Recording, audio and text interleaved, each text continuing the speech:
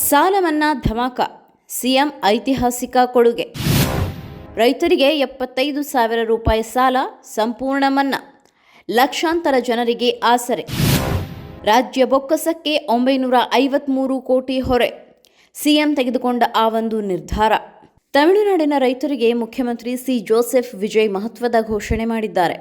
75,000ವರೆಗಿನ ಸಹಾಯ ಕೃಷಿ ಸಾಲವನ್ನು ಸಂಪೂರ್ಣವಾಗಿ ಮನ್ನಾ ಮಾಡುವುದಾಗಿ ಸೋಮವಾರ ಪ್ರಕಟಿಸಿದ್ದಾರೆ.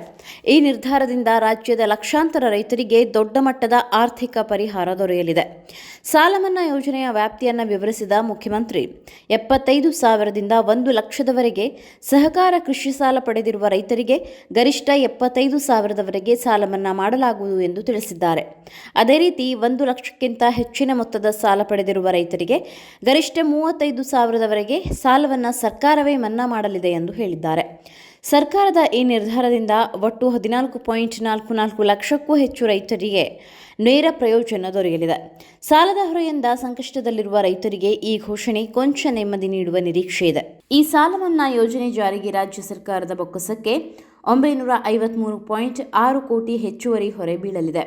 ರೈತರ ಆರ್ಥಿಕ ಸಂಕಷ್ಟವನ್ನು ಗಮನದಲ್ಲಿಟ್ಟುಕೊಂಡು ಸರ್ಕಾರ ಈ ಮಹತ್ವದ ನಿರ್ಧಾರ ಕೈಗೊಂಡಿದೆ ಎಂದು ಮುಖ್ಯಮಂತ್ರಿ ತಿಳಿಸಿದ್ದಾರೆ. ಸಹಕಾರ ಬ್ಯಾಂಕ್ಗಳ ಮೂಲಕ ಕೃಷಿ ಸಾಲ ಪಡೆದಿರುವ ರೈತರಿಗೆ ಈ ಯೋಜನೆ ವಿಶೇಷವಾಗಿ ನೆರವಾಗಲಿದೆ. ಸಾಲದ ಮೊತ್ತಕ್ಕೆ ಅನುಗುಣವಾಗಿ ಮನ್ನಾ ಸೌಲಭ್ಯ ನೀಡಲಾಗುತ್ತಿರುವುದರಿಂದ ಸಣ್ಣ ಮತ್ತು ಮಧ್ಯಮ ರೈತರಿಗೆ ಹೆಚ್ಚಿನ ಪ್ರಯೋಜನ ದೊರೆಯುವ ಸಾಧ್ಯತೆ ಇದೆ.